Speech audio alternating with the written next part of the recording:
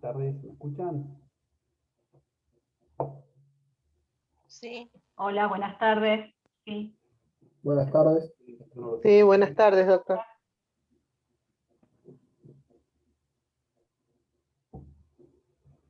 Bueno, bienvenidos a este cuatrimestre de obligaciones, ¿sí? Seguramente ya tuvieron las clases inaugurales.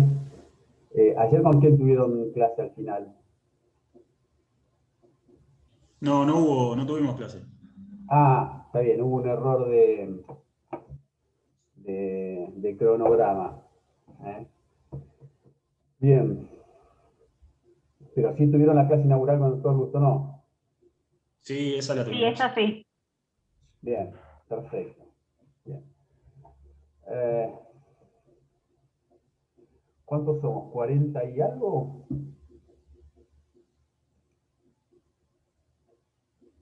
Falta gente, me parece. Sí, porque creo que anotados hay muchísimos. 58, bueno, vamos.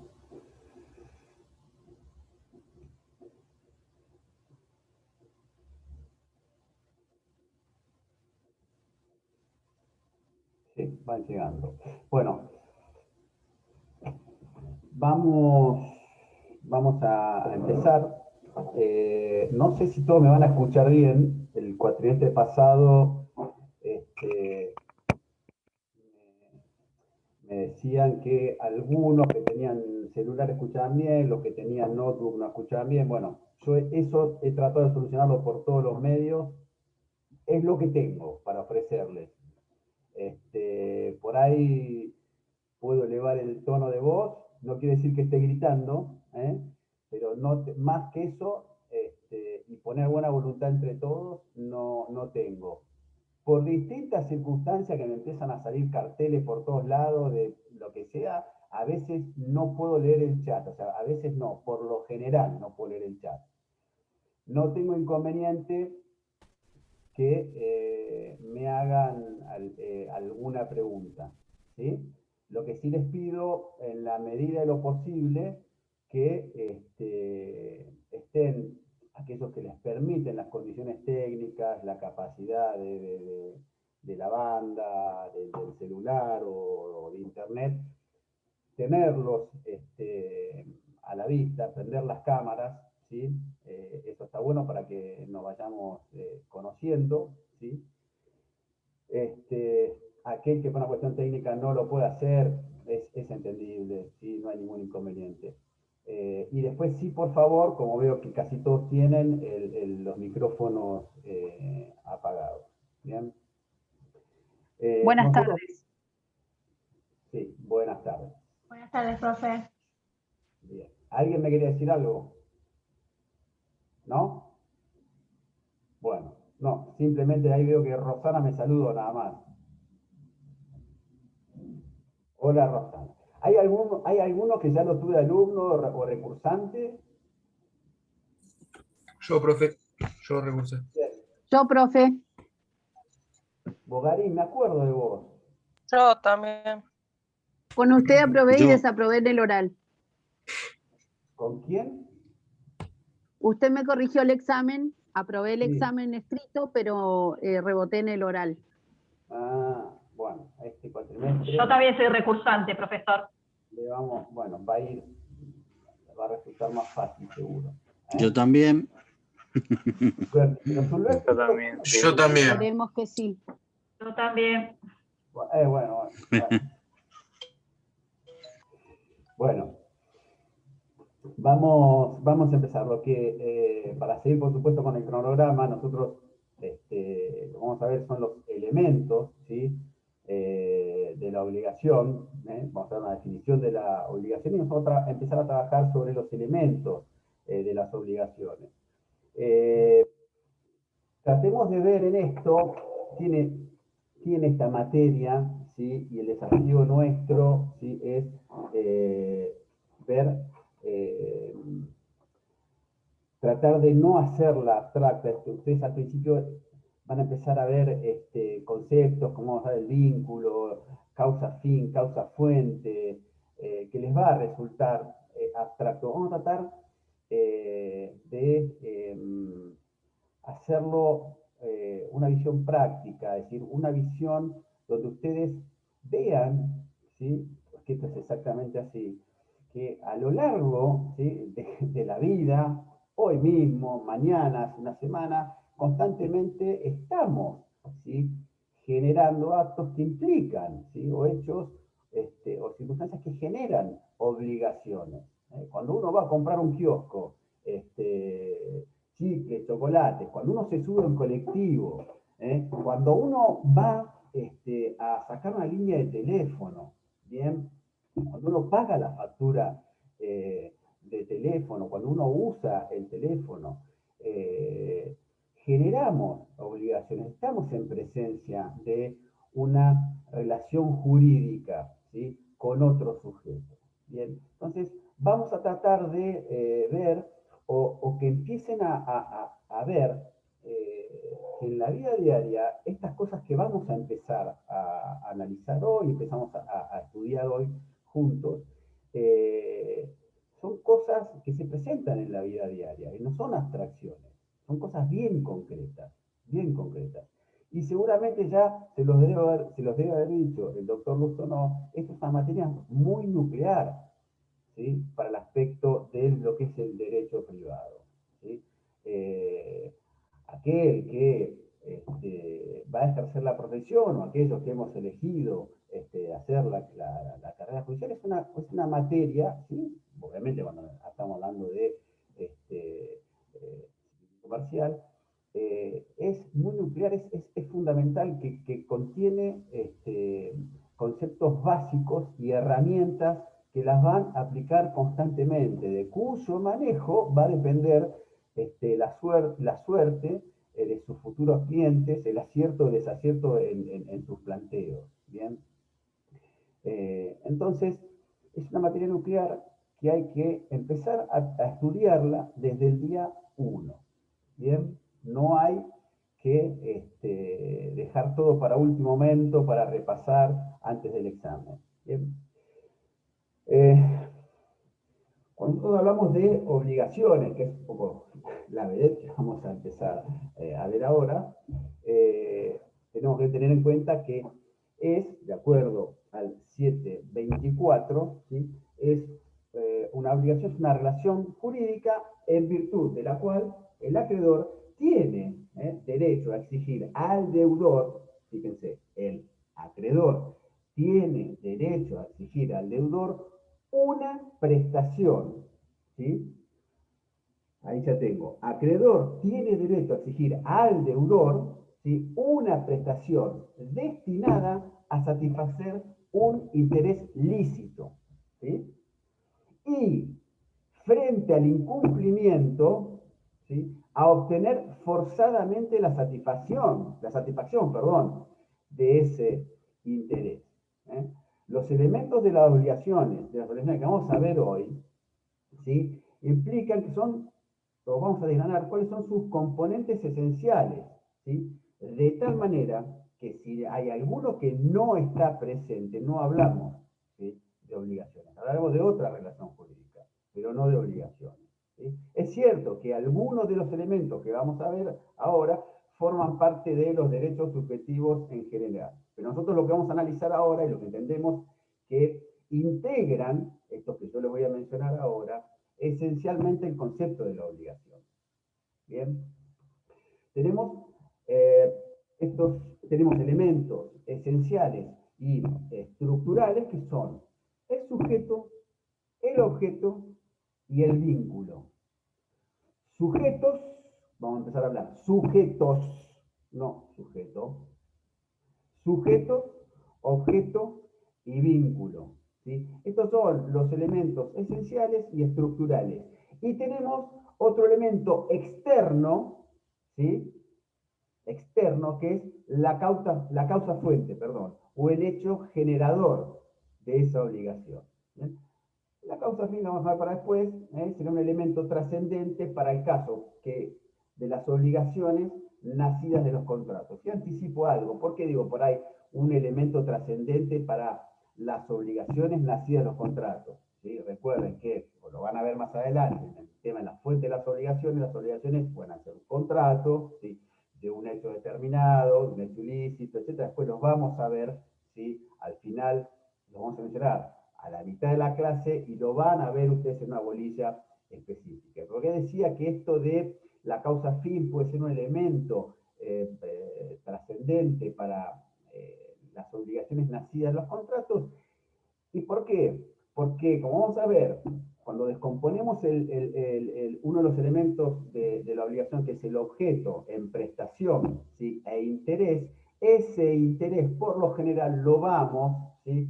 A obtener o va a estar emparentado, ¿sí? Con la causa fin, ¿sí? De esa obligación nacida de un contrato. ¿Bien? Esto es como mención simplemente de cuáles son los elementos de las obligaciones. Sujetos, objeto, vínculo, estos son los elementos esenciales y estructurales, y ahora lo que vamos a ver, elemento externo, causa-fuente como hecho generador de esa obligación. ¿Bien? Lo que vamos a ver ahora, ¿sí? Es el primer elemento, ¿sí? Los sujetos, ¿sí? Los sujetos. ¿Bien?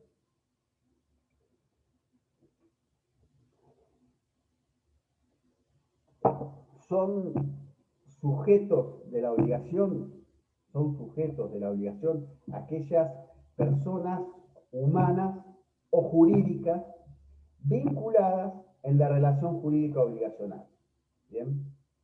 Toda obligación, les repito, son sujetos de la obligación aquellas personas humanas y jurídicas, ¿sí? Vinculadas en la relación jurídica obligacional. Es decir, toda obligación supone una relación entre por lo menos dos sujetos, ¿sí? Un sujeto en el polo activo y otro sujeto en el polo pasivo de esa obligación. Estos sujetos, sujeto en el polo activo y sujeto en el polo pasivo de esa obligación, van a estar unidos, enlazados por otro de los elementos que después vamos a ver de la obligación, que es el vínculo. ¿Sí? Retengan esto ahora por acá. Después volvemos al vínculo. Volvemos ahora a los sujetos. Sujetos. ¿Sí? En el polo activo, el sujeto activo, también llamado acreedor o titular.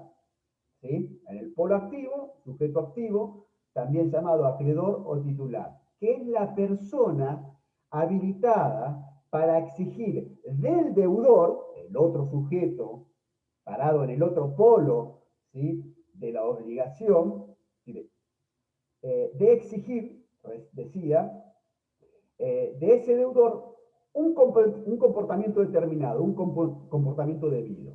¿Sí? Y en el polo pasivo, el sujeto pasivo o deudor, es quien debe satisfacer esa obligación debida.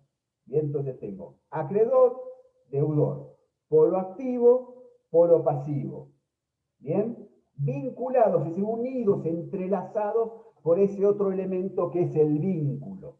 ¿Sí?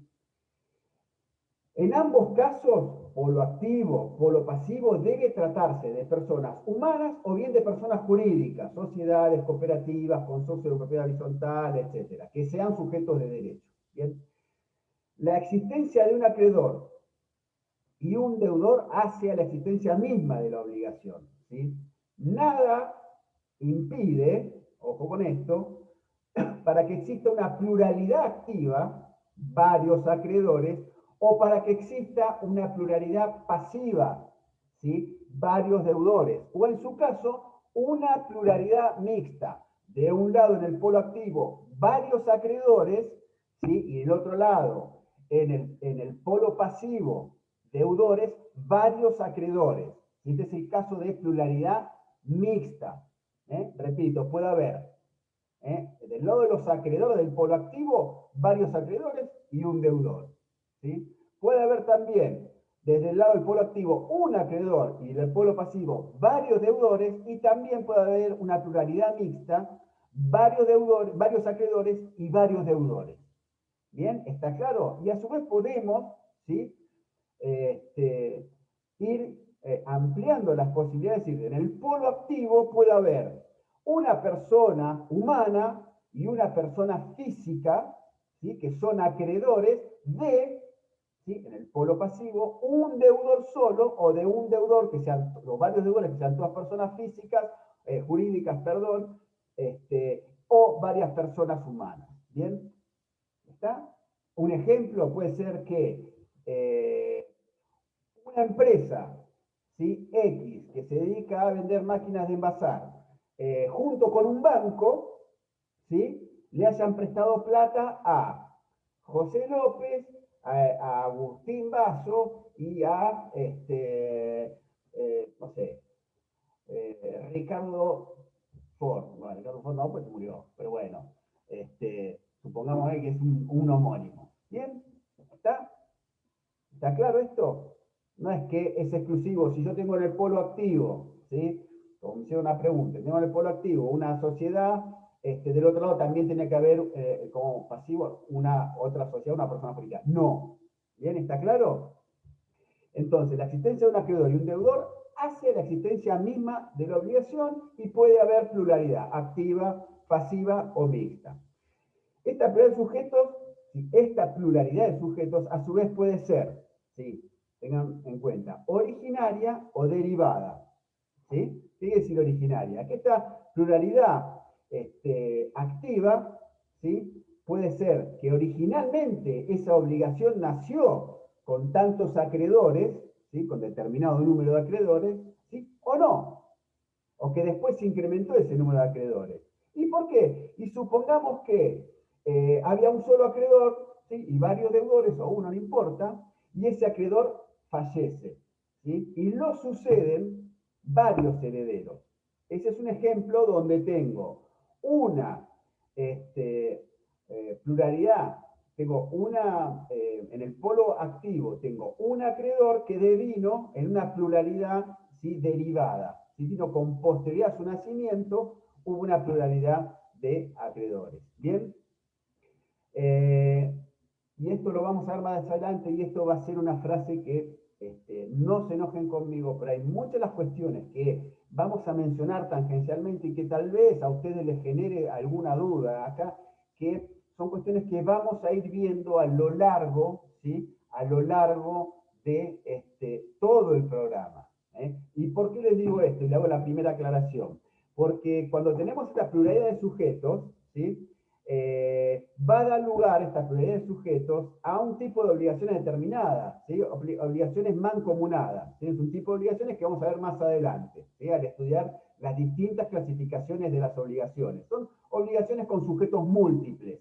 Bien, obligaciones simplemente mancomunadas, obligaciones solidarias y obligaciones concurrentes.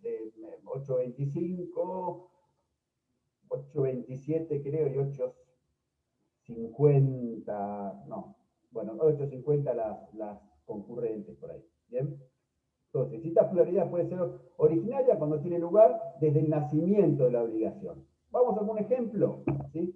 Una pluralidad originaria en un contrato de locación, ¿sí? Generalmente el deudor, ¿sí? Debe el canon, y está integrado, ¿sí? Es el polo pasivo por el locatario, pueden ser dos locatarios y un fiador, ¿sí? O, como les decía, esa pluralidad puede ser derivada si viene con posterioridad al nacimiento de esa obligación. Un contratante que fallece y ocupan su lugar sus herederos. ¿Bien?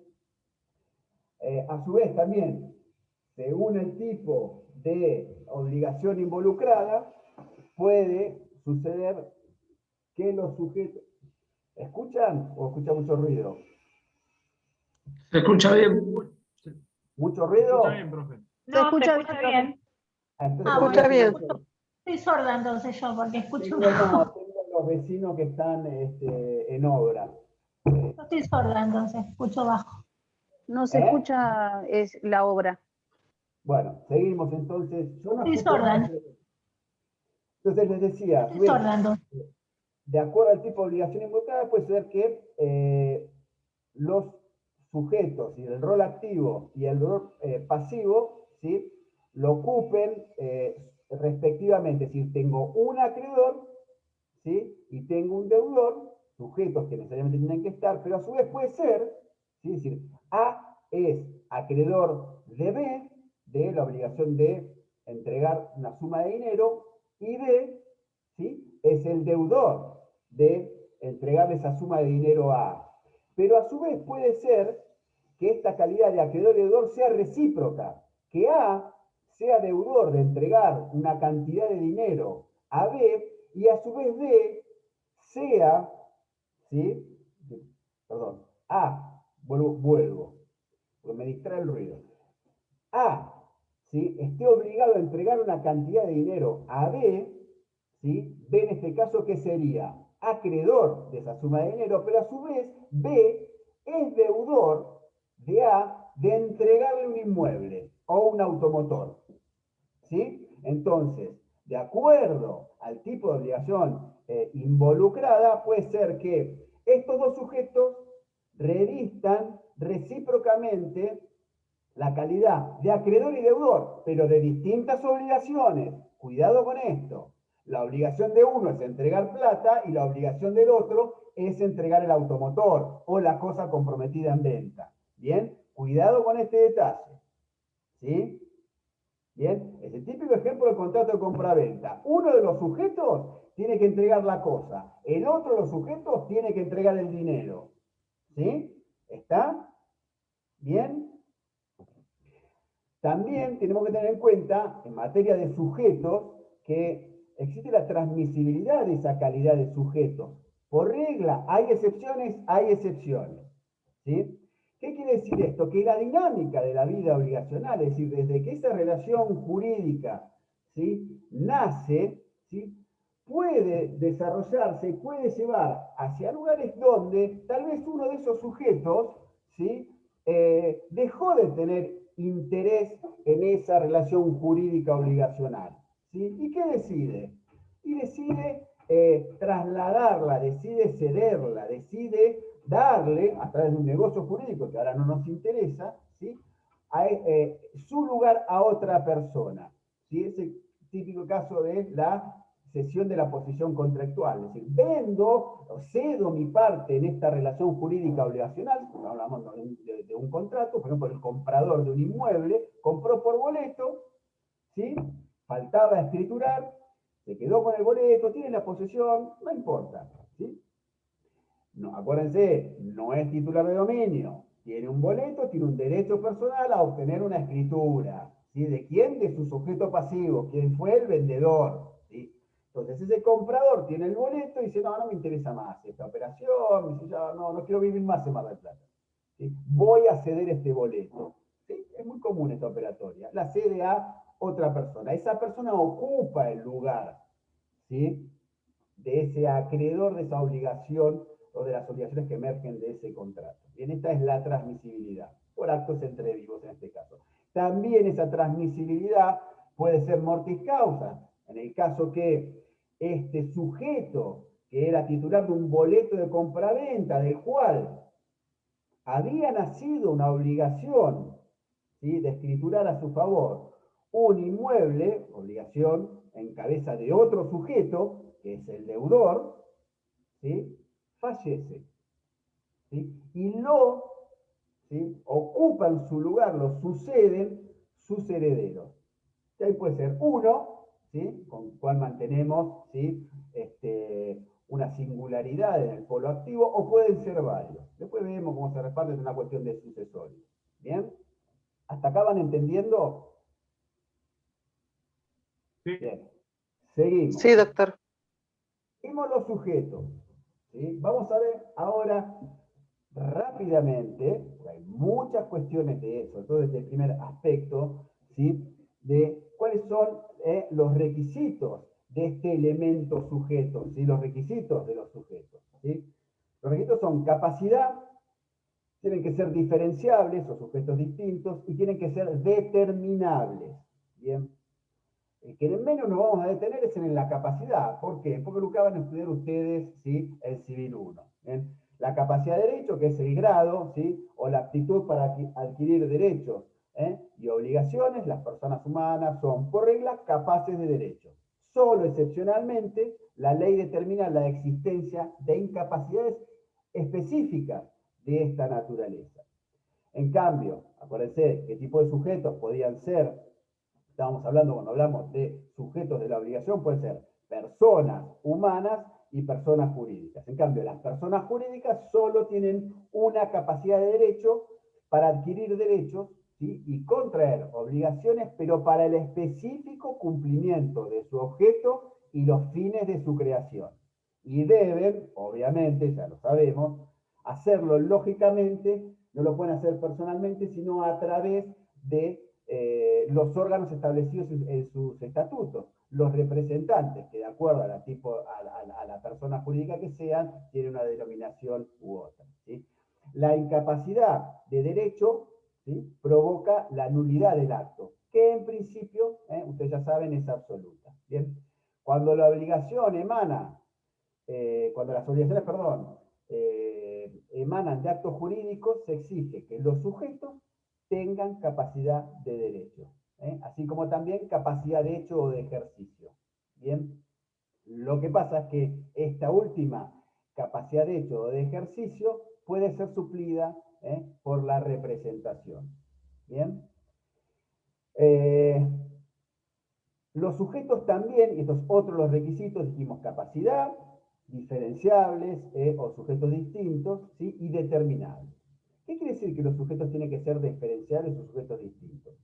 Es de esencia lógica, ¿sí? Y vital de la obligación la existencia necesariamente de como mínimo dos sujetos ubicados en el polo activo y en el polo pasivo de la obligación, ¿sí?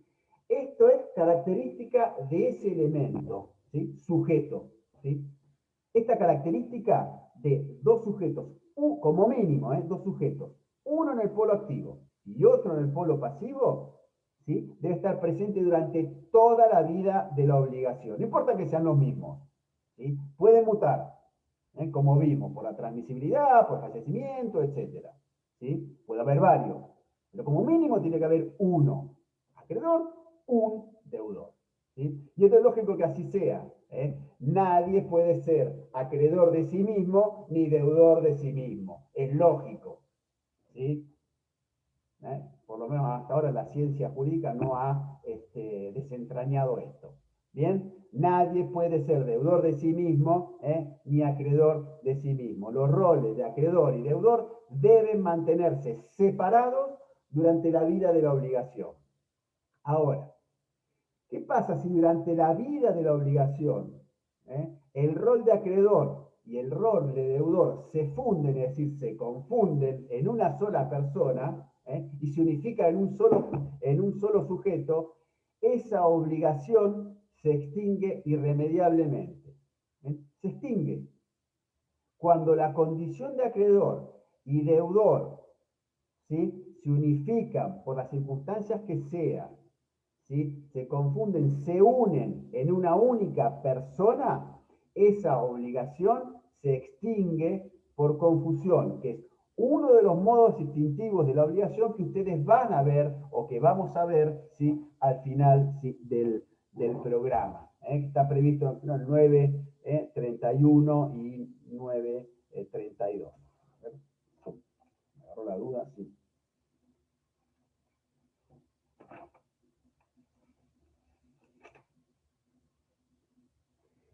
Sí.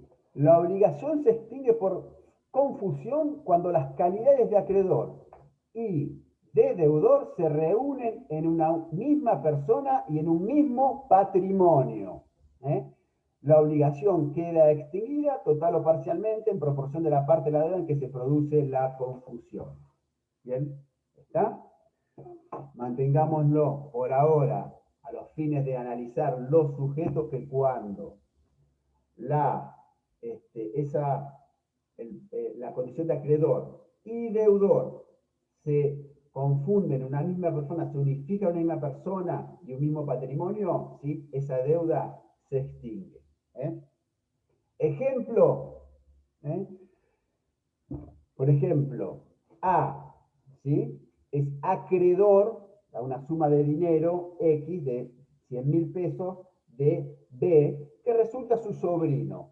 A no tiene descendencia viva, no tiene ascendientes, no tiene cónyuge, ¿sí? Y el único heredero, ¿sí? Es B, que a su vez también es deudor. ¿Bien? A fallece y el único heredero es B, ¿sí? Ahí hay confusión, ¿sí? Esa calidad de acreedor, ¿sí? Pasa a ocupar la B, ¿sí? Porque lo sucede, es su heredero, pero da la casualidad que también es deudor, ¿sí? Entonces esa obligación se extingue. ¿Bien? Disculpe que lo interrumpa. Sí. ¿Qué número de artículo dijo recién? 931. Bien, gracias.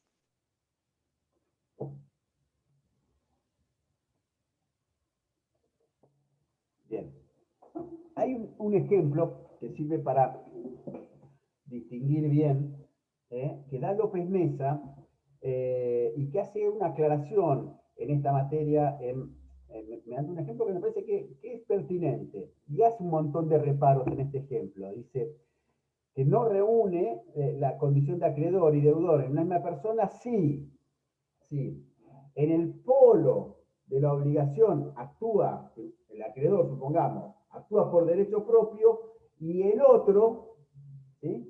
Vamos, Juan actúa por derecho propio, ¿sí? Para cumplir una obligación determinada de escriturar, ¿sí? ¿A quién tiene que escriturar Juan? A Pedro, ¿sí? Bien. Ahora, Pedro no concurre al acto escriturario, sino que manda un poder. Y resulta ser que el apoderado es Juan también, ¿sí? Ese no es un caso de extinción de la obligación. El polo se mantiene, porque el titular de la relación jurídica obligacional es Juan y Pedro. A los fines de esa instrumentación concurrió, ¿sí? Para el cumplimiento de esa obligación, ¿sí? Juan, ¿sí? Y a su vez, Juan representó a Pedro, pero es como si estuviera presente Pedro. ¿Bien? O sea, no importa quién materialmente ejecuta parte de ese acto, ¿sí? O recibe el pago, ¿sí? O tal vez cumple con su una obligación pendiente. El tema es en nombre de quién lo está haciendo. ¿Bien? Entonces, si Juan actúa en nombre propio, escritura un favor, un inmueble a nombre de Pedro, quien a su vez Pedro actúa en nombre de Juan, más allá, como dice López Mesa, de los reparos que esto puede tener en orden a verificar una posible simulación, a tal vez estar frente a un testaferro, un negocio simulado, o mismo con los reparos que pueda haber en orden a los conflictos de intereses que se ejerce dentro de las reglas del mandato que ustedes ya van a ver en materia de contrato, ¿sí? Esto no es un caso de confusión, ¿sí? El polo de las obligaciones activo y pasivo se mantiene, ¿sí? Se mantiene intacto. ¿Bien? El último de los requisitos que tenemos que ver respecto de los sujetos es que los sujetos tienen que ser determinables.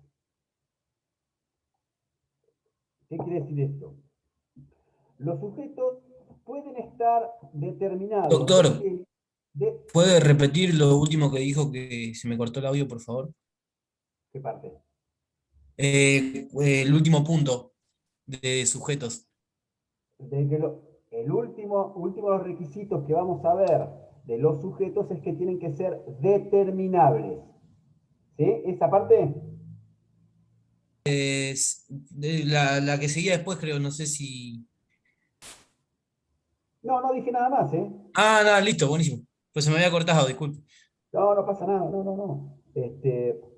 Los sujetos pueden estar determinados desde el inicio de la obligación o ser determinables y determinarse con posterioridad. ¿Bien? La indeterminación absoluta, ¿sí? No puede haber una indeterminación absoluta de los sujetos. Los sujetos, esa indeterminación absoluta obsta a la existencia de la obligación, ¿sí? ¿Cuándo son los sujetos determinados? determinados cuando desde el nacimiento de la obligación están perfectamente individualizados e identificados plenamente. Juan le debe a Pedro 5.000 pesos. ¿Bien? Ahí están identificados de entrada, ad inicio.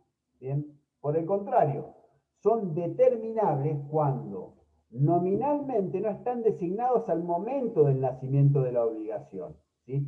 Pero eso resulta o va a resultar posible en virtud de determinadas circunstancias que van a ser ulteriores al nacimiento de la obligación, pero necesariamente deben ocurrir u operar con anterioridad al cumplimiento de la obligación o simultáneamente con el cumplimiento de esta obligación.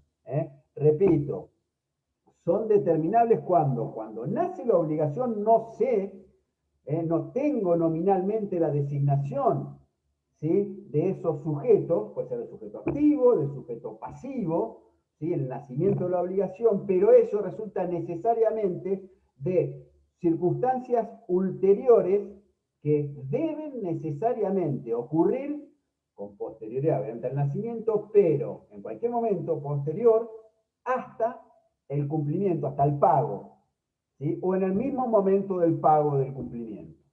¿Bien? En este caso, esa es una indeterminación indirecta, relativa y transitoria. ¿Sí?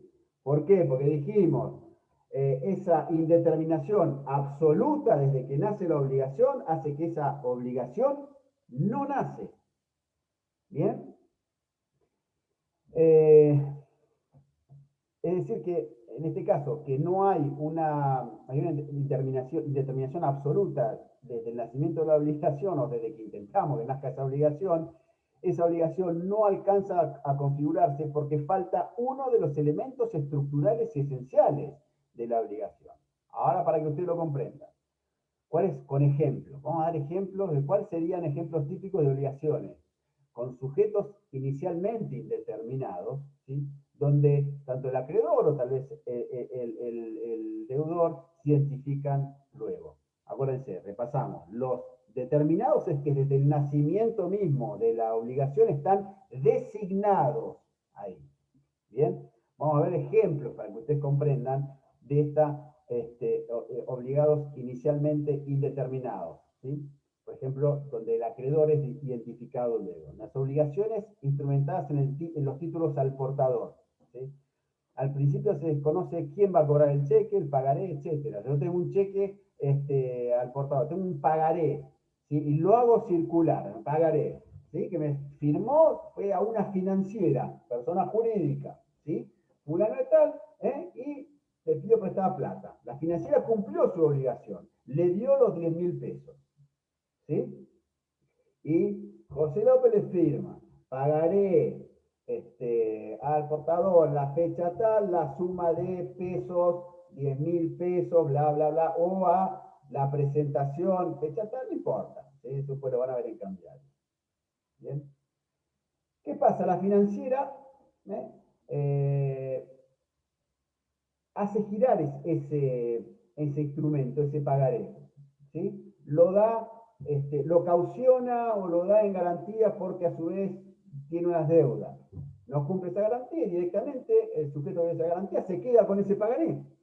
Y ese sujeto a su vez tenía que pagarle a otro proveedor. Y dice, mira, no tengo efectivo, pero te doy este pagaré. ¿Sí? Bueno, ¿sí? No sabe ese sujeto que firmó, José López, que firmó, a quién le tiene que pagar. ¿Sí? Pero va a ser determinado ¿cuándo? Determinable. Cuando al momento de su vencimiento se presente en el domicilio consignado en ese título, ¿sí?, el portador de ese pagaré, que fue al último que se lo dieron, ¿sí?, se presenta en el domicilio a cobrar, puede ser el de José López o el designado para el cobro, y dice, acá está el pagaré, vengo a cobrar los 10.000 pesos. Bien, ahí ese sujeto es, ¿sí?, determinado en un momento en cual, en ese momento del pago, ¿sí?, o a intentar el cobro. Lo mismo pasa, ¿sí?, con el cheque. También las promesas estas de recompensa ¿Qué pasa? Por ejemplo, no sé, se perdió un perro, se perdió un perro, y empapelamos el barrio con la foto del perro y decimos, familia tal, estamos desesperados, se perdió el perrito. A quien lo traiga le damos una recompensa o gratificaré con 10.000 pesos.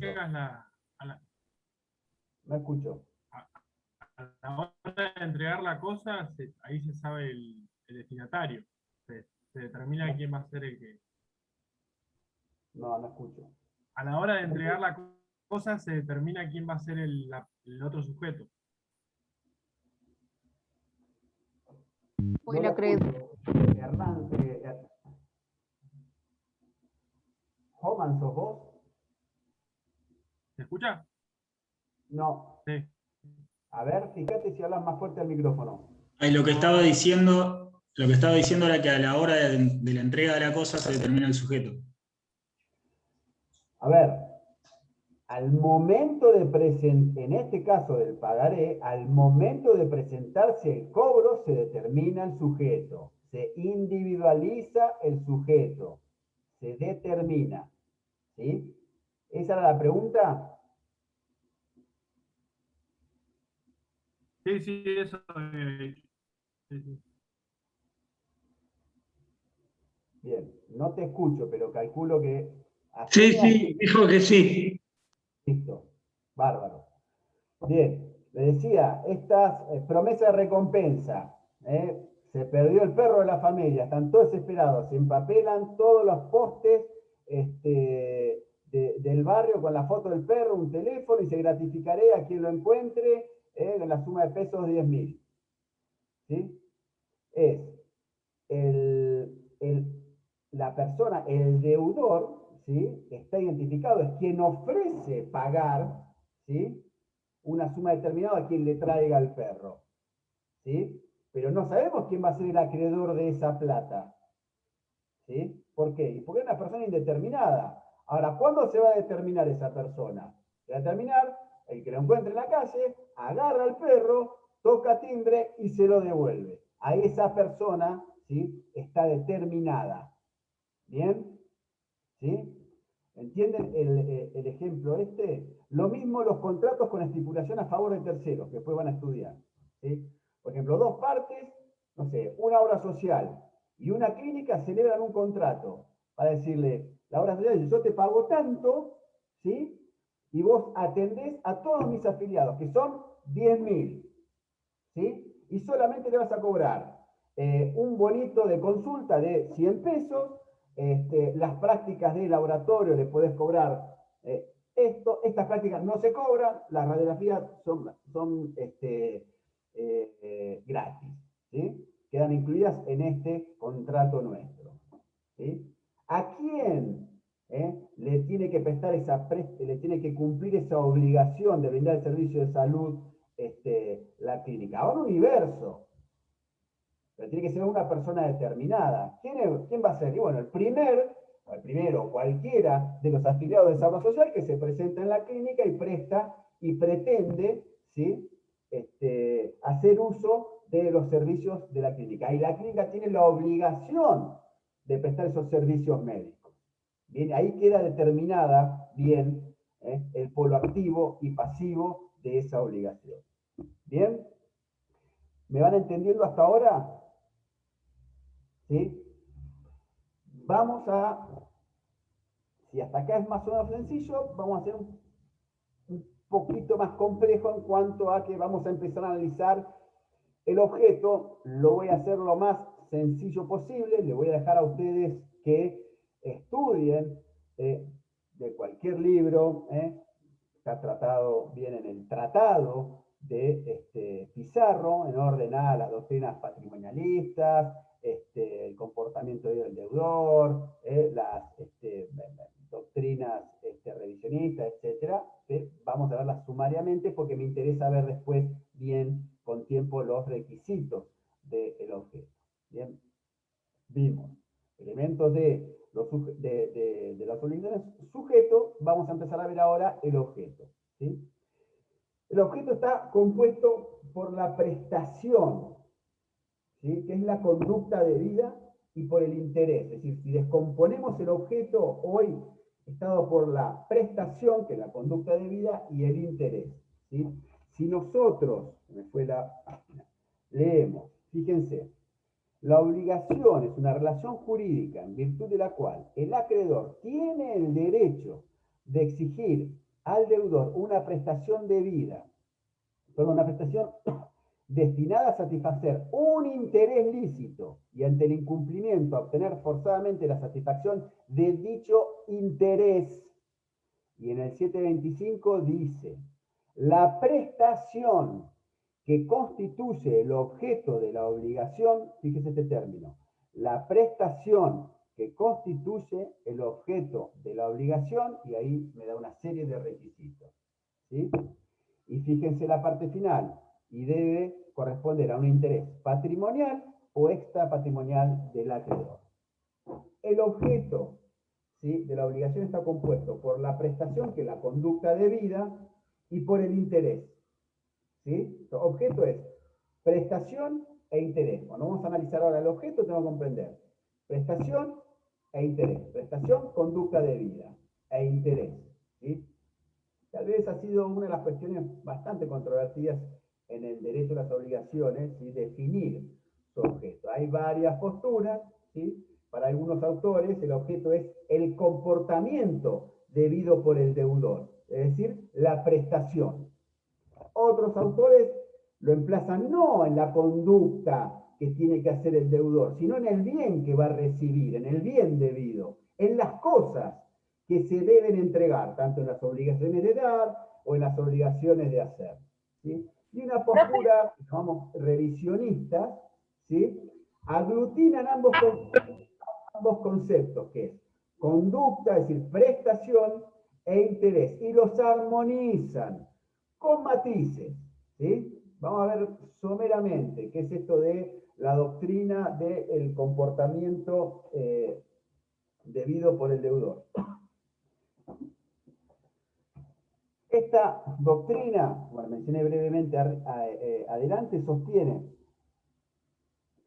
que el objeto de la obligación es la prestación, o sea, la conducta comprometida por el deudor. Conducta de hacer, de no hacer o de dar. Y está orientada, esa conducta, obviamente, a satisfacer el interés del acreedor. Ahora, cabe preguntarse acá, entonces, en esta doctrina, ¿qué papel juega, ¿sí?, la cosa entregada en la obligación? ¿Sí?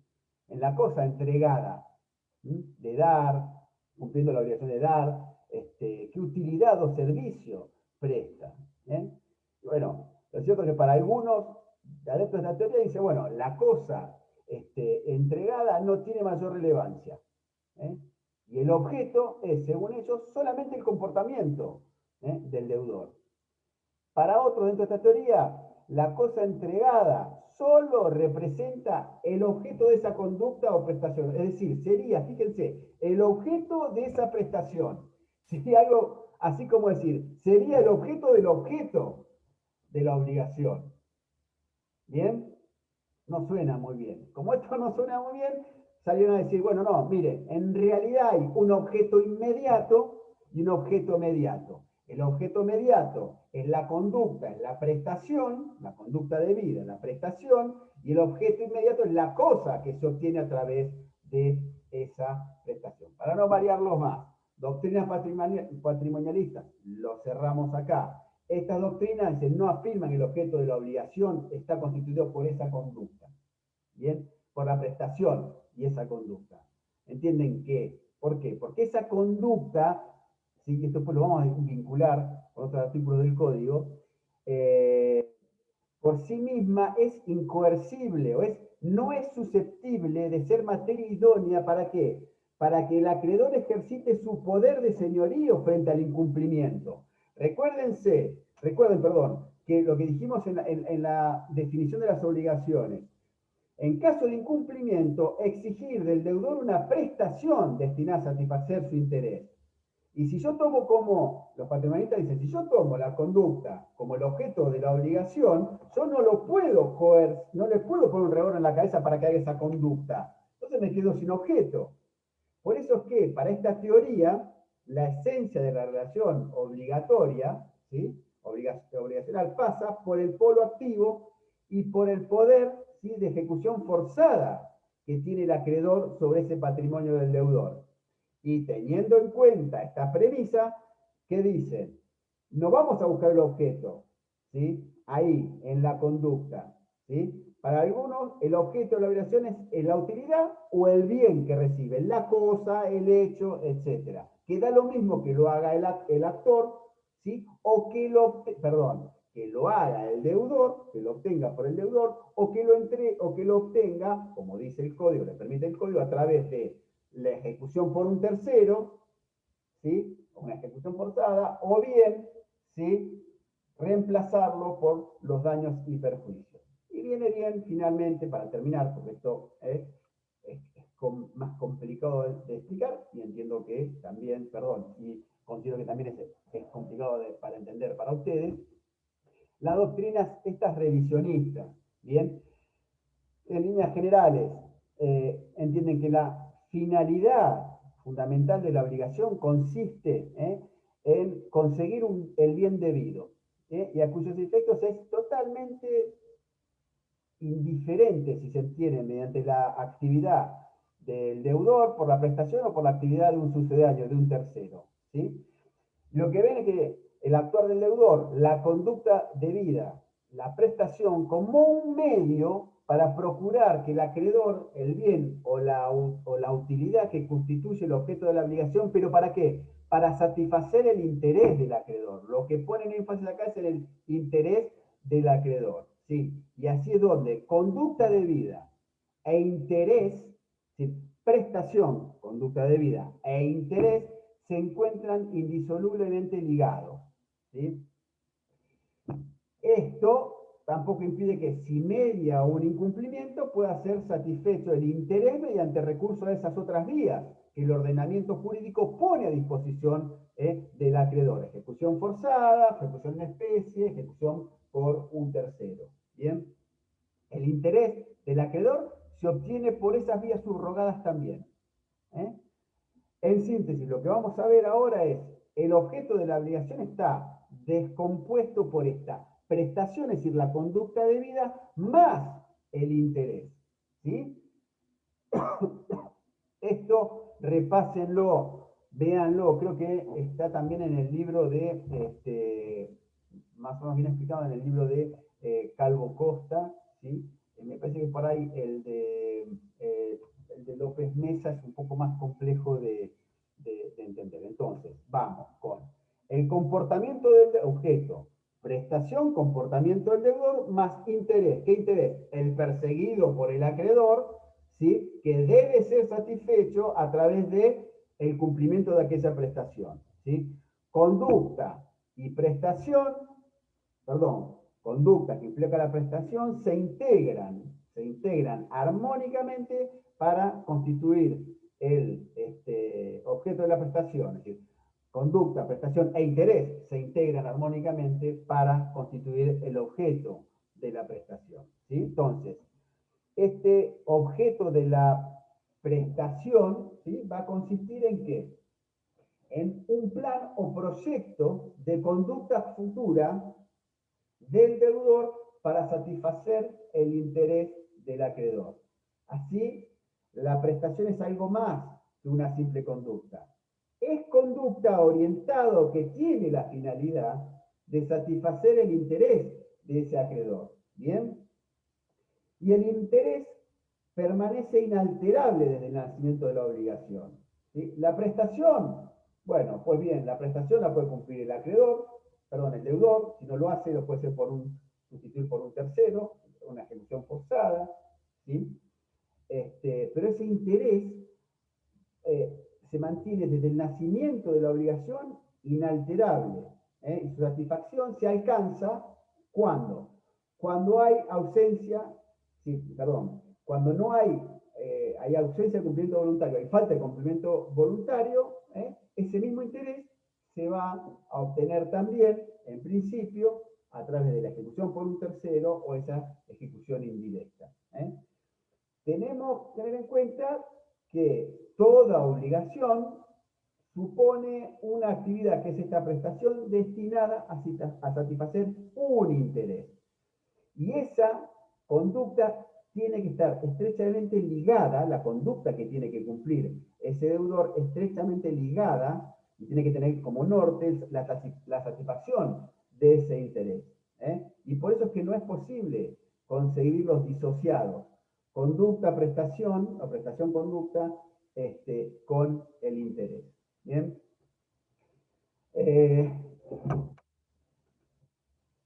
Brevemente, algo sobre el interés que está conformando, ¿sí?, este objeto. El interés le decía que ocupa un lugar relevante en la estructura interna del objeto de la obligación. Y su importancia se proyecta no solamente desde la génesis, desde el nacimiento, sino desde la estructura hacia lo funcional. Es decir, desde su nacimiento, como conforma un elemento tan importante como es el objeto de la obligación, pero también hacia su posterior funcionamiento de esa obligación. ¿Bien? ¿Por qué digo esto? Esto es importante. Porque esto, y también nos pone, una cosa que les adelanté al principio, el relieve de la vinculación que puede existir entre el interés, ¿sí?, como esta parte del objeto, como un aspecto del objeto de la obligación, este interés, les decía, tiene una vinculación o relación con la causa-fuente de esa obligación. Porque el interés es una necesidad objetivamente valorable, si se quiere, de bienes o servicios que la prestación debe satisfacer. Y acá, una primer anticipación. Este interés puede ser patrimonial, es decir, económico, o extrapatrimonial. ¿Sí? ¿Por qué? Porque ese interés que tenga en ese objeto de esa obligación, ese acreedor, no necesariamente tiene que tener una finalidad económica o una manifestación patrimonial y económica. El interés puede ser extrapatrimonial, porque se puede referir a que yo quiero este determinado objeto de esta obligación, ¿sí? Lo quiero o lo elegí, ¿por qué? Y tal vez por una cuestión extra patrimonial, como puede ser un interés cultural, un interés deportivo, un interés religioso, artístico, moral, familiar, lo que se les ocurra. Ojo, sobre esta cuestión vamos a ver después cuando veamos los requisitos del objeto, particularmente uno, que es la patrimonialidad. Tengan presente esto, ¿bien? Ahora, la correcta determinación de esos intereses también es decisiva, para verificar el efectivo cumplimiento o no de una obligación. Yo les decía por eso que el interés, que no solamente es una cuestión estructural y en la génesis de la obligación, al conformar el objeto de la obligación, ¿sí?, de uno de los elementos esenciales de la obligación, sino que también proyecta su importancia en la vida funcional de la obligación. ¿Bien? Porque es lo que el día de mañana me va a determinar también, eventualmente, o me va a ayudar a interpretar o a dilucidar si esa obligación está cumplida o no. ¿Por qué? Porque si se cumplió o no, se cumplió con la satisfacción del interés de ese acreedor. Hay que ver si ese interés se agota con la extinción de la obligación. En ciertos casos, la falta de interés que originalmente estaba presente, es decir, desaparece y puede dar lugar a complejas situaciones de responsabilidad civil. Es decir, bueno, sí, cumpliste, pero cumpliste tarde. Y bueno, pero yo ya no tengo interés en ese cumplimiento tardío o en ese cumplimiento defectuoso. Y no tengo interés. No está satisfecho mi interés. ¿Sí? ¿Se entiende esto? Entonces, la subsistencia o no de ese interés, ¿sí?, a lo largo después de la vida de esa obligación, frente a la falta de cumplimiento temporal, tal vez, hace que el acreedor pueda exigir el cumplimiento forzado o por otras vías alternativas idóneas, o bien acudir a la resolución, ¿sí?, de ese contrato. ¿Bien? ¿Está? Pasamos a los requisitos del objeto. ¿Bien? Y vamos después a volver a una pequeña aclaración respecto de de que el interés puede ser patrimonial o extra patrimonial. Los requisitos del contrato, perdón, Profe, una pregunta. Yo también tengo una pregunta. Sí, yo no escucho ¿Le puedo hacer una pregunta respecto? Dos preguntas. A ver. Sí, respecto a algo que dice en el texto que no logro entender. Dice, la pérdida de la cosa, objeto del derecho real, importa su extinción. En cambio, la obligación no necesariamente se extingue por la pérdida del objeto debido. A ver, ¿qué artículo? No, está en la página 23 del libro de Pizarro. Pará. Vamos por partes. ¿Página qué? 23 del libro de Pizarro, pérdida de la cosa. Sí, no puedo saber qué dice la página 23 del libro de Pizarro. No puedo saberlo. Ubicame en tema. Pérdida de la cosa. Pérdida de la cosa. Puede ser un título. ¿En qué estás? ¿En qué tema estás?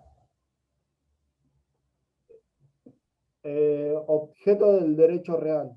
A ver, objeto del derecho real. Sí. Pero vos estás en... ¿Estás en objeto del derecho real? ¿Estás en objeto como elemento de la obligación? ¿O estás en las obligaciones o en la clasificación de las obligaciones para constituir derechos reales? Profe, tal vez está en la... porque hacen una breve separación de lo que son los derechos reales y los derechos personales. No, claro. Me parece antes de seguir. No. Entonces debe estar... Estás en otro tema. Estás en otro tema. ¿Sí, Pinto? A ver, repetime la pérdida de... Dice, la pérdida de la cosa, objeto del derecho real, importa su extinción. En cambio, la obligación no necesariamente se extingue por la pérdida del objeto debido. Sí, bueno, pero ahí lo que estás es en la distinción, justamente, debes estar en el capítulo donde se distingue, ¿sí? Se hace una distinción entre derechos reales, ¿sí? Y derechos y obligaciones. ¿Bien? ¿Está? Si yo soy dueño, ¿sí? En materia de derechos reales, que lo vas a ver en Civil 4, si yo soy dueño de un inmueble, soy dueño de un auto, ¿sí? Tengo un derecho real de dominio. Así. Fíjate la distinción. En la obligación, mi vínculo obligacional es de una persona con otra persona, no de una persona con una cosa. En los derechos reales, si la vinculación es una vinculación directa e inmediata, un poder de señorío, de una persona, en mi caso, con un bien, con un objeto que es de mi propiedad, derecho real de dominio, vamos al derecho real de dominio. ¿Bien? Si esa cosa se pierde, la cosa se pierde para su dueño, se extingue, si no hay más derecho real. ¿Sí? ¿Está? ¿Entendés?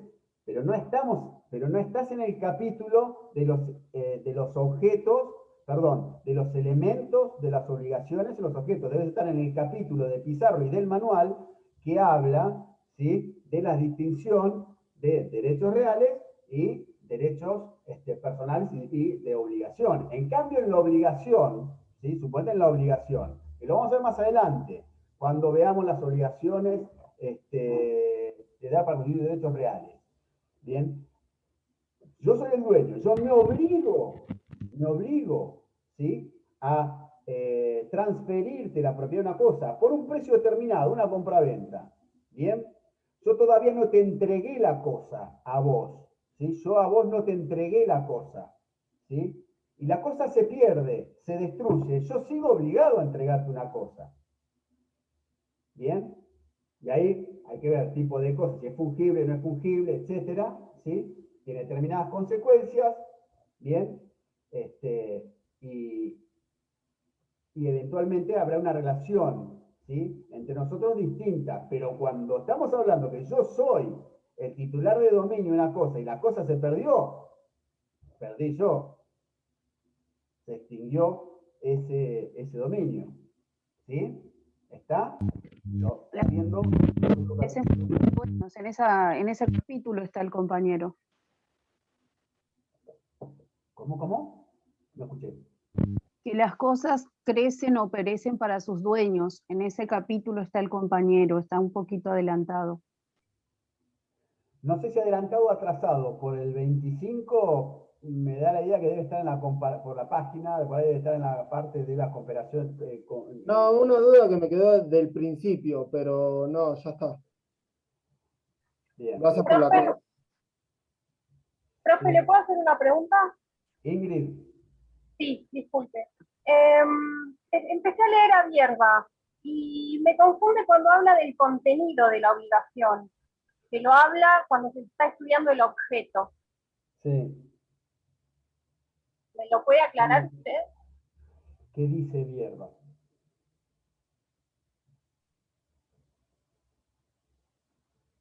¿Qué dice? No, habla de que el contenido de la obligación debe ser lícito, debe ser... Espere, ya vamos a llegar. Ya vamos a llegar.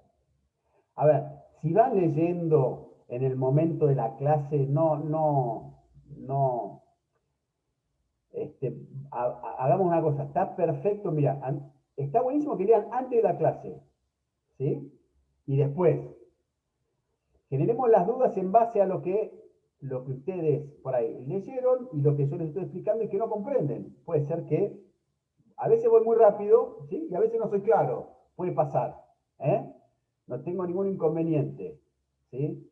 De volver para atrás. Pero acá nos estamos adelantando un poco, ¿sí? Ahora vamos a ir a ver, ¿sí? Que lo que trata ahí, que es en definitiva lo que tratan todos los autores, cuáles son los requisitos del objeto, que es justamente lo que estaba por empezar a explicar. ¿Sí? Requisitos del objeto, ¿sí? Que algunos lo dicen requisitos de la prestación. ¿Bien?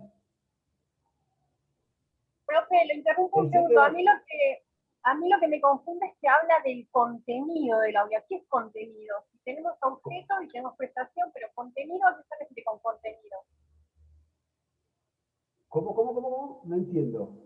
Lo que no entiendo es cuando habla de contenido. No sé a qué se refiere con contenido de la obligación. Es el comportamiento, el comportamiento de ese contenido, ¿sí? Ese plan futuro de conducta que tiene que brindar el deudor, ¿sí? El deudor para satisfacer el interés, ¿sí? De ese acreedor. Bien.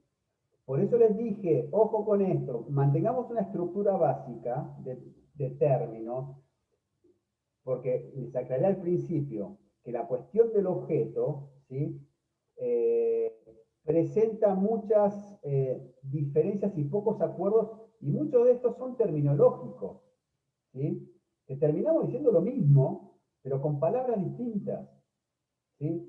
Y a veces, tengan en cuenta que a veces se trata de realzar un elemento, una característica de algo, hacer énfasis ahí, nominarlo y tratar de imponerlo por sobre otro, ¿sí?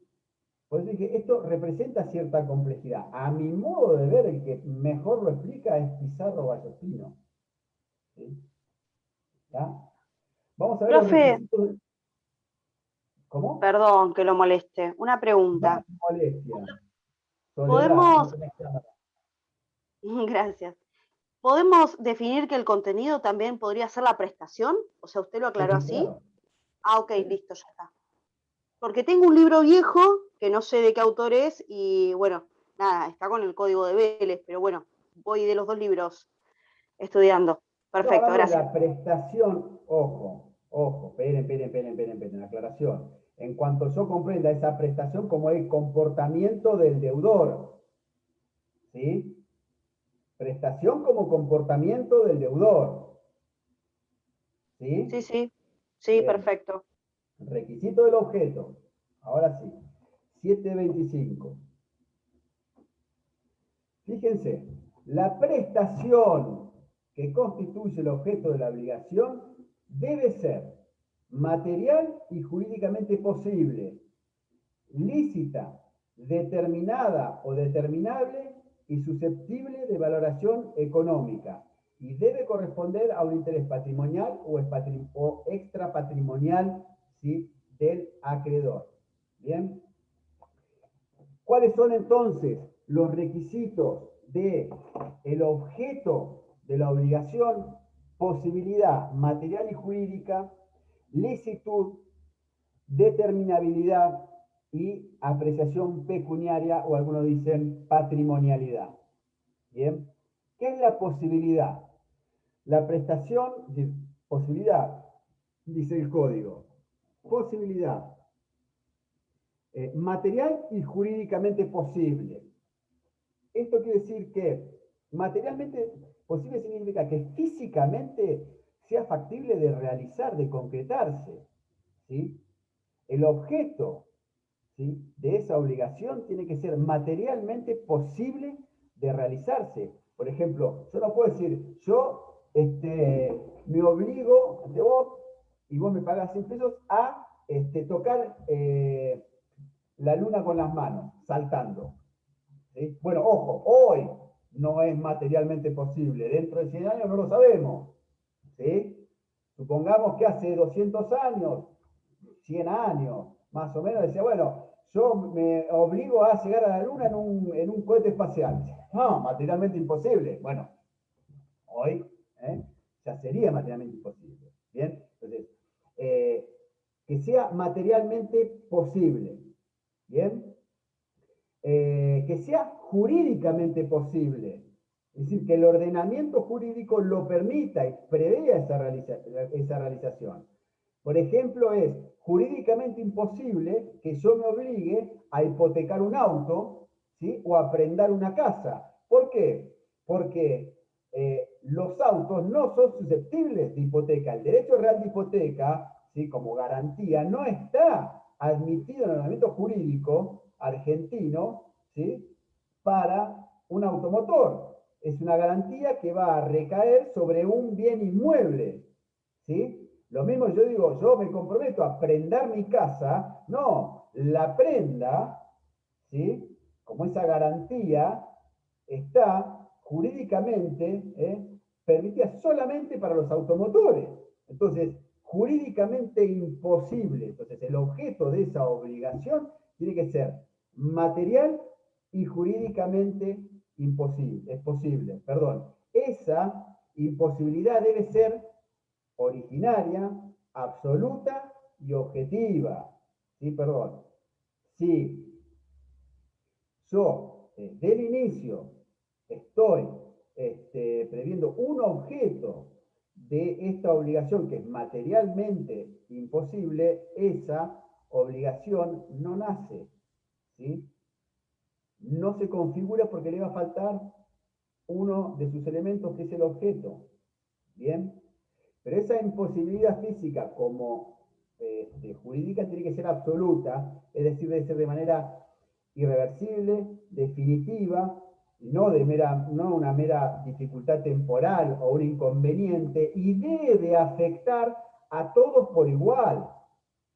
¿Sí? Si yo digo, miren, yo me comprometo a a producir y entregar determinado medicamento, ¿sí? Pero resulta que la ANMAT, ¿sí?, me prohíbe, ¿sí?, utilizar la patente de ese medicamento, me prohíbe a mí comercializar ese medicamento porque no tengo el laboratorio en condiciones, porque la patente no es mía, porque no hice los trámites administrativos necesarios. Ahí esa imposibilidad no es absoluta, es mía, que no la puedo realizar. ¿Bien? Y esa es originaria si desde que yo firmé ese contrato o me obligué a entregar ese medicamento, yo esa imposibilidad la tenía. ¿Bien?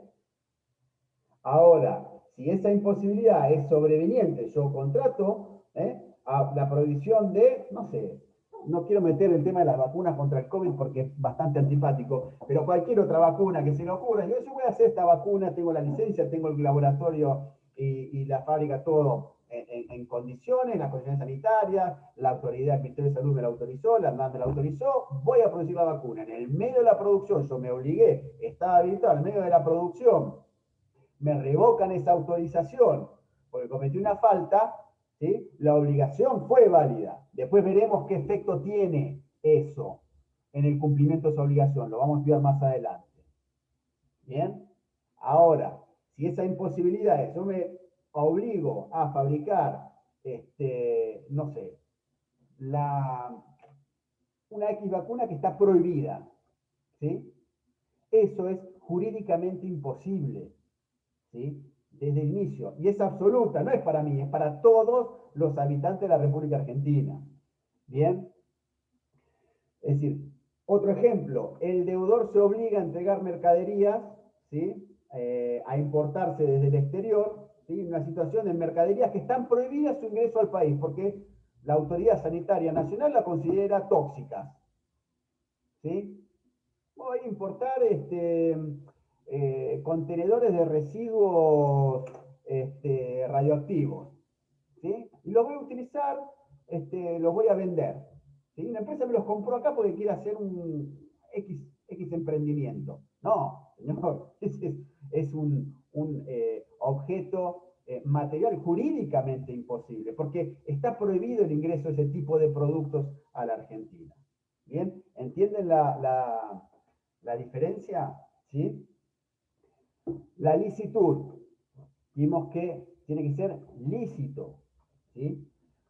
El objeto de la obligación debe ser lícito. ¿Qué quiere decir esto? Que no debe ser contrario a todo el ordenamiento jurídico considerado en su integridad y debe ajustarse al dictado de las leyes, la moral y las buenas costumbres. Es un concepto un poco más amplio que la imposibilidad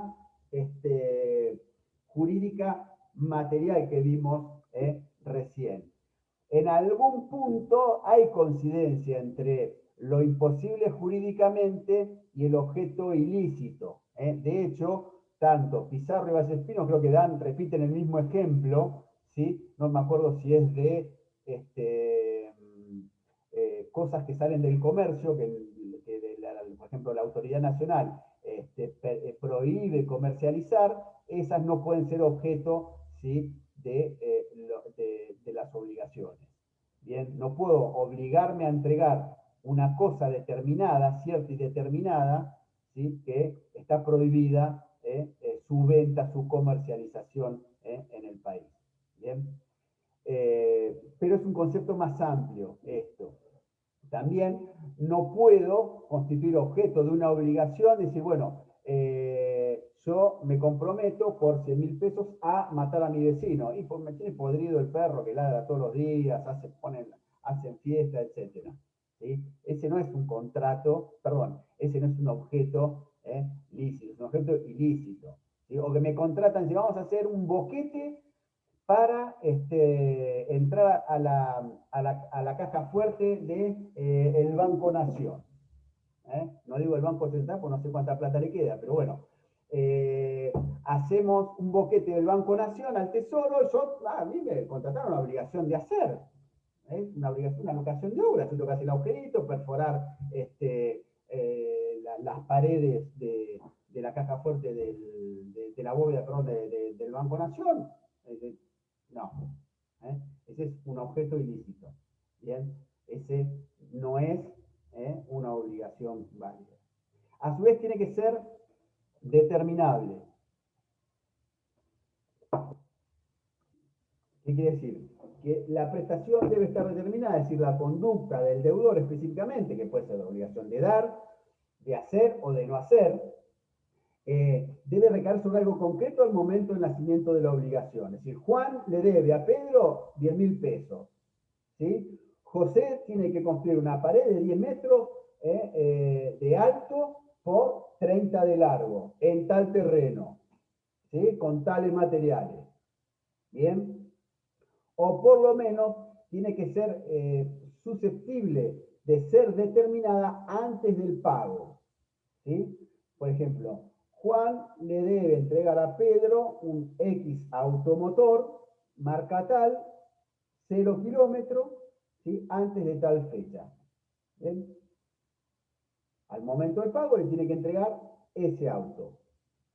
¿Bien? Estas obligaciones de prestaciones determinadas son las cosas de dar ciertas, las de hacer y las de no hacer. Y las de prestaciones indeterminadas, que después vamos a estudiar más adelante, insisto, por eso que esto se los iba a repetir mucho durante la clase, hay muchas cosas que vamos a ver después, a lo largo de todo el programa, de toda la cursada, van a entrar en una determinada clasificación de obligaciones que entramos ya en obligaciones facultativas, alternativas, las de género limitadas y las cosas inciertas no fungibles, también con la dar cantidad de cosas. Esto lo dejamos acá, lo vamos a ver, ¿sí?, en esa clasificación de las obligaciones para no perder tiempo, donde vamos a ver que originalmente de un universo determinado la cosa no está determinada, el objeto, ¿sí?, de la obligación está determinado, pero tengo las bases o los parámetros para que sea determinado, pero sí o sí tiene que ser determinable, ¿sí?, a través de distintas vías, de acuerdo al tipo de obligaciones que estemos parados, en un momento determinado, siempre antes del pago, con los efectos que vamos a estudiar el día de mañana en cuanto a que tiene ese momento particular de la determinación, ¿sí?, de la cosa de acuerdo al tipo de la obligación. Y después la patrimonialidad, que acá vamos a hacer una aclaración, ¿sí? Patrimonialidad, la aclaración va a ser en orden a la patrimonialidad y el interés. ¿Se acuerdan que les dije objeto, prestación más interés, prestación conducta debida, ¿sí?, más interés, ¿sí? Y yo les dije que, les estoy diciendo ahora, que esta patrimonialidad, es decir, que tiene un contenido económico, la prestación necesariamente tiene un contenido económico como unos requisitos del objeto, es unas notas que diferenciar, si se quiere, el deber jurídico obligacional respecto de otros deberes jurídicos o relaciones jurídicas o deberes jurídicos no obligacionales, queda con esta aclaración de los intereses, ¿sí? Por ejemplo, el interés del acreedor. En las obligaciones contractuales, el deudor debe entregar una cosa o cumplir un hecho positivo o negativo susceptible de apreciación económica. En las obligaciones nacidas en violación genérica del deber de no dañar, la prestación, ya sea de hacer, volver las cosas al estado anterior, al hecho ilícito, o de dar una suma de dinero en concepto de indemnización, conforme 1740, debe tener un contenido patrimonial, ¿sí? Es decir, la prestación debe tener un contenido patrimonial, si no, no hay forma, frente al incumplimiento de ¿qué? De recurrir a los sustitutos. ¿Bien? ¿Cómo voy a sustituir una cosa que no sé cuál es el contenido económico? ¿Bien? Ahora bien, el interés, como uno de los componentes del objeto, ¿sí?, objeto, elemento de la obligación, no necesariamente debe tener contenido patrimonial. Recuerden la parte final del 725, que decía, debe corresponder a un interés patrimonial o extrapatrimonial del acreedor. La prestación sí tiene que tener contenido patrimonial.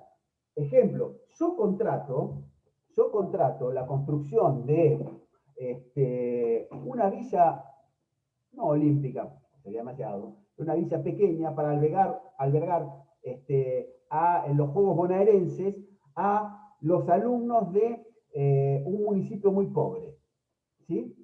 Yo contrato.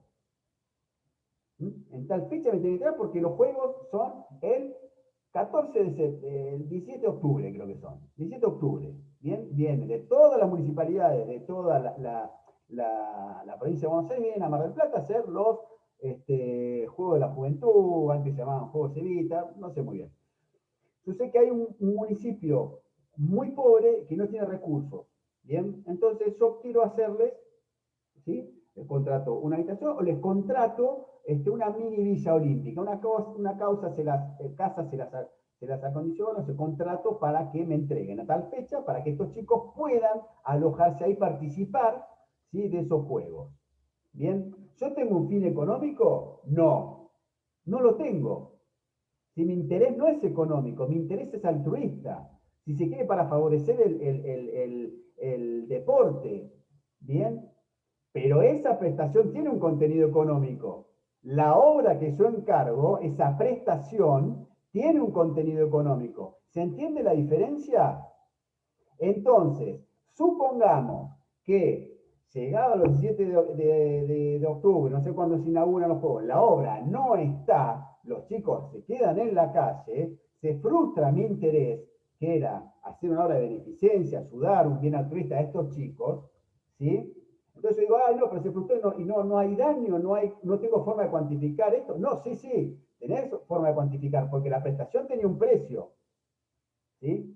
O sea, de movida tenemos un problema acá de daños y perjuicios, ¿sí? De responsabilidad, perdón, frente al deudor que incumplió entregándome, ¿sí? Esa obra, ¿sí? En el término convenido. ¿Bien? ¿Sí? Y el interés se me frustró definitivamente. ¿Por qué? Y porque a mí no me sirve que me lo entregue 2 meses después, porque los chicos ya volvieron a la municipalidad y se quedaron sin los juegos. ¿Se entiende esto? ¿Sí? La diferencia... ¿Sí? Manuel Fernández, te veo dudoso, ¿sí? ¿Lo entendés, Manuel? Sí, perfecto. Bien. Este es un ejemplo gráfico para que ustedes entiendan la diferencia. ¿Bien? Entonces, recuerden, el interés no necesariamente puede ser tanto, el interés puede ser tanto patrimonial como extrapatrimonial, pero el objeto de la obligación, ese contenido de la prestación que conforma el objeto de la obligación, necesariamente tiene que tener un contenido patrimonial, ¿sí? No así ese interés, ¿sí? Que puede ser extrapatrimonial o patrimonial. ¿Bien? A ver cómo vamos de tiempo. Vamos al vínculo. Uy. Rápido al vínculo. Les pido disculpas, nos va a quedar la causa.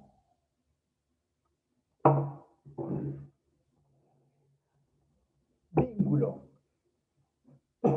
A ver. Se define el vínculo, en líneas generales, como una definición común, ¿sí? De diccionario, si se quiere, como la unión o atadura de una persona a otra o a una cosa. ¿Bien? Cuando nosotros analizamos el vínculo como elemento de la obligación, les dije que es lo que nos vincula, lo que nos liga, nos ata, nos une, los dos polos de la obligación, el acreedor, ¿sí? Con el deudor, el polo activo con el polo pasivo. Es el elemento, el vínculo es el elemento que liga a los sujetos de la obligación y que permite explicar su dinámica. El vínculo recae, como no podía ser de otra manera, sobre acreedor y deudor, es decir, sobre las relaciones, sobre las partes que conforman esa relación obligacional y eventualmente sus sucesores.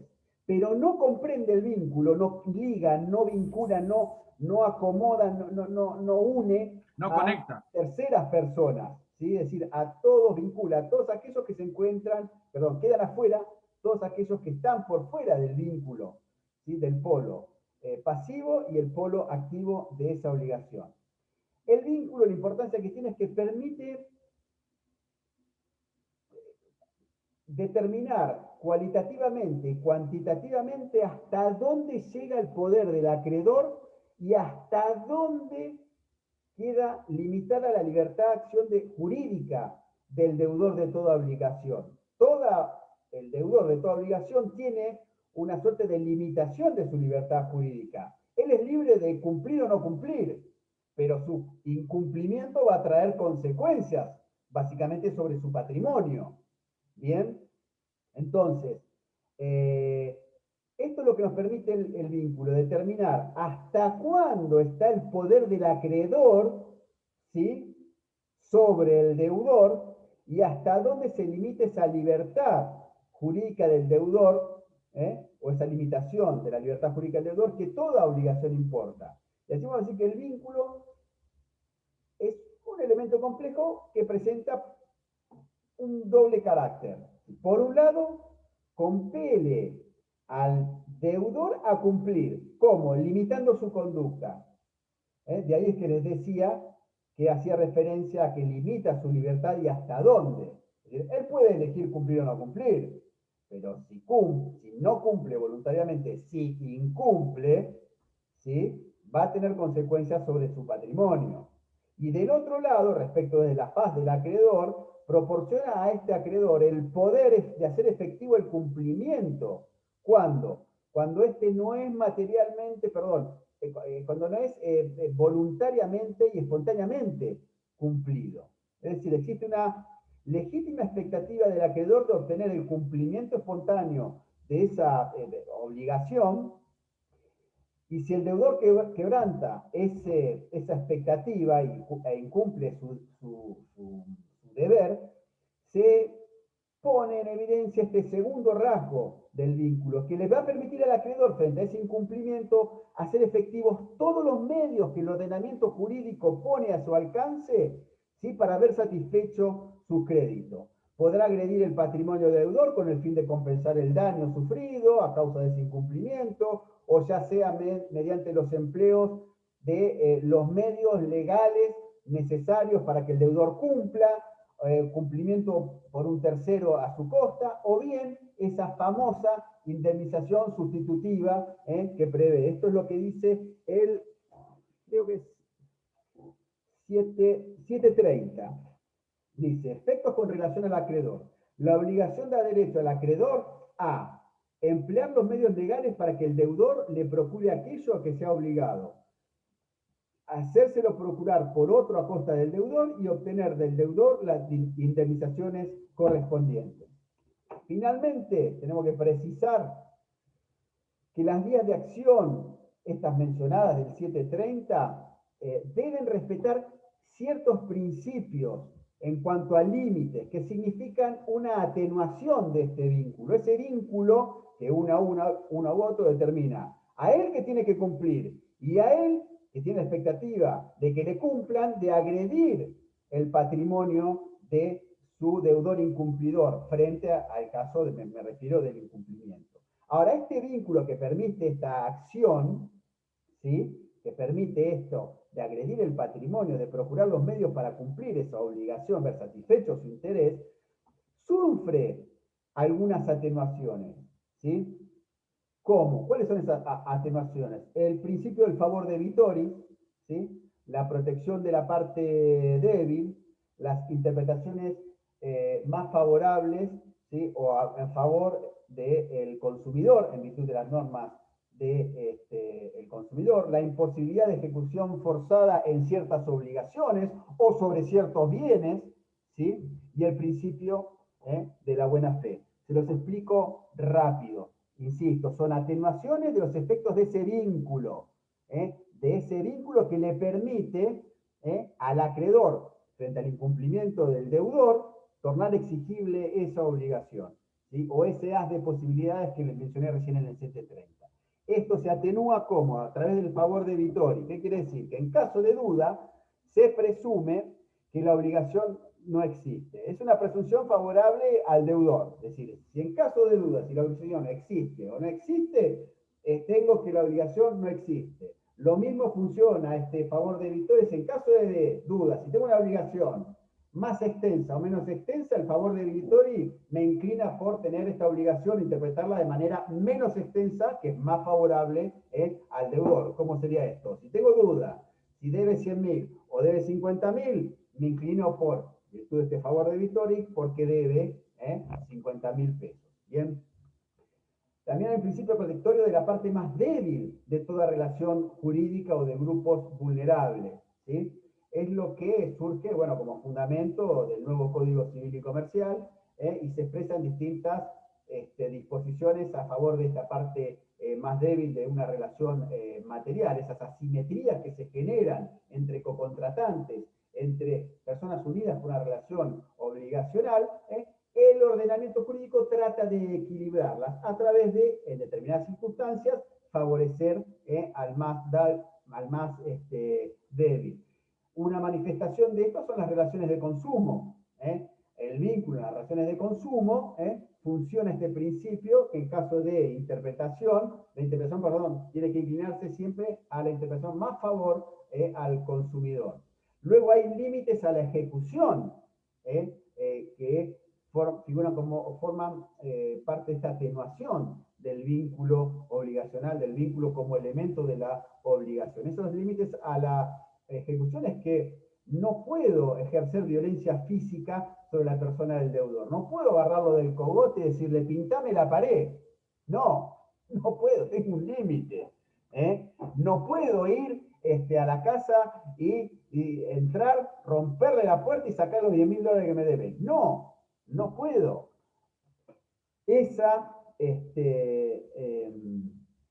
Lo tengo que eventualmente obligarlo a hacer, o si no, agredir su patrimonio a través de recurrir a la justicia, decirle al juez, el juez me debe esto, lo pruebo, y el juez va a inmovilizar tantos bienes necesarios para satisfacer ese crédito, que si no lo paga voluntariamente, los liquida, los vende y me entrega el producido. Eso después lo vamos a ver. A su vez, no todo el patrimonio del deudor puedo agredir. Vamos a ver que después hay bienes determinados que son inembargables, ¿sí? Por X circunstancias, la tutela de la vivienda, los bienes necesarios e indispensables para la profesión. Las jubilaciones, por ejemplo.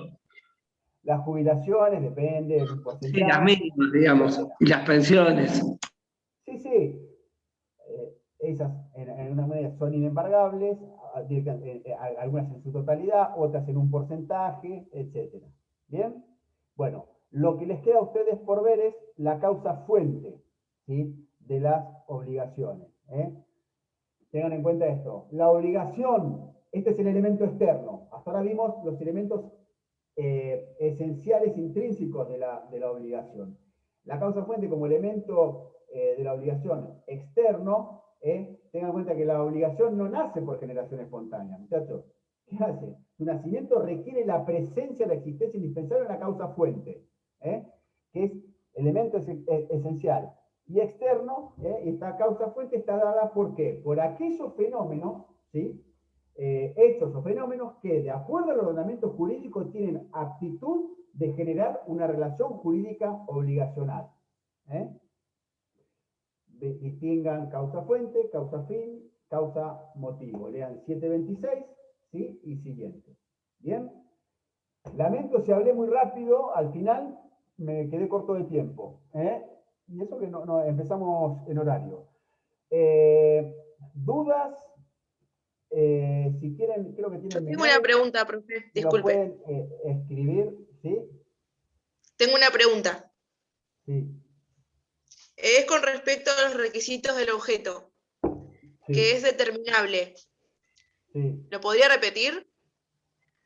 Que es determinable. El objeto de la obligación debe estar determinado, ¿sí?, o puede ser determinable con posterioridad. Determinado que yo sea el nacimiento de la obligación, qué es lo que yo, efectivamente, qué es lo que yo tengo que entregar. ¿Cuál es ese objeto? Por ejemplo, entregar 10.000 pesos a tal fecha a Pedro, ¿sí?, entregar tal auto, etc.